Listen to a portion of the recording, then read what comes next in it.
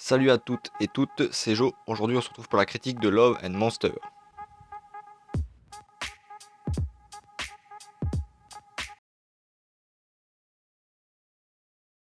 Alors, c'est quoi Love and Monster? Alors, Love and Monster est un film sorti sur Netflix le 14 avril 2021 avec Dylan O'Brien, vu dans la trilogie Le Labyrinthe et la série Teen Wolf. On a ensuite Jessica Henwick, vue dans la série Iron Fist et le film Underwater. Et pour finir, Michael Rooker, vu dans The Walking Dead et Les Gardiens de la Galaxie. Et le film est réalisé par Michael Matthew.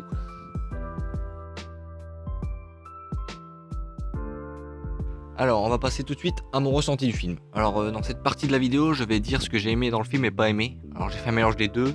Je vais éviter de spoiler le film au maximum. Alors, désolé d'avance s'il y a quelques micro-spoils par rapport à des scènes ou des moments du film.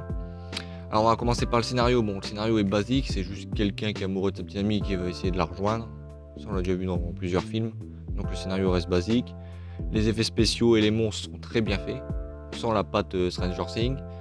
Les acteurs jouent bien, les personnages sont attachants. Alors, ce que j'ai aimé dans le film, c'est que dès le début du film, on montre le personnage de Joel comme un gars qui sert à rien, qui est juste là pour faire la cuisine et s'occuper de la radio. Ça m'a fait penser un peu au personnage de Columbus de Bienvenue à Zombieland, surtout avec la voix off quand il explique la situation du monde dans lequel il vit, avec les règles et puis ses dessins. La scène aussi que Joel se retrouve face à un monstre pour la première fois, on voit que le personnage est pas top, il est tétanisé, il bouge plus, il est en train de pleurer.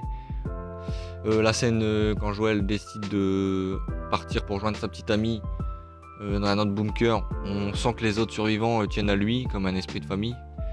La rencontre avec le chien Boy est très bien faite, limite le chien on dirait un humain avec ses réactions. On voit que la chimie entre les deux est excellente et qui va durer tout le long du film. La rencontre avec Clyde et Minot, la gamine de 8 ans qui est très drôle et surtout quand elle se moque de Joel, et les règles de Clyde qui permet de créer un guide de survie, ça c'est pas mal pour le film aussi.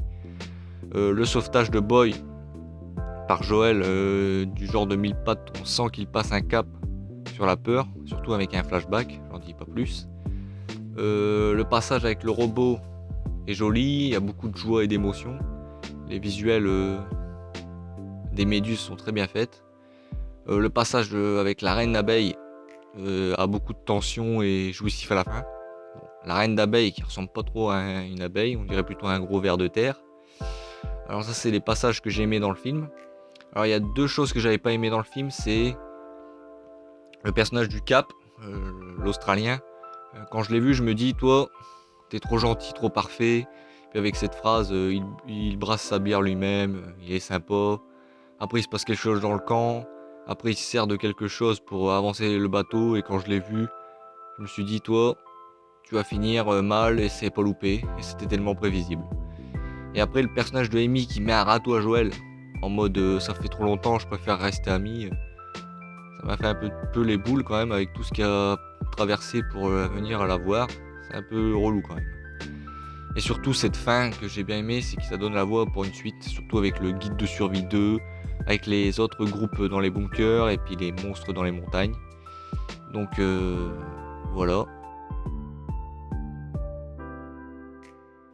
Alors voilà pour mon ressenti. Donc pour finir, conclusion de la critique. Alors Love and Monster est une excellente comédie post-apocalyptique qui m'a fait penser à Bienvenue à Zombieland. Un film très divertissant, avec de bonnes scènes comiques et d'action. Les personnages sont attachants, les effets spéciaux sont plutôt bien faits. Et j'ai trouvé dommage que parfois c'était un peu prévisible.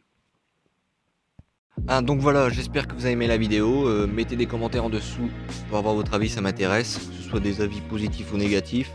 Des conseils aussi, je suis preneur vu que c'est la première vidéo de la chaîne. N'oubliez pas de vous abonner et d'activer la cloche. À la prochaine et bon film.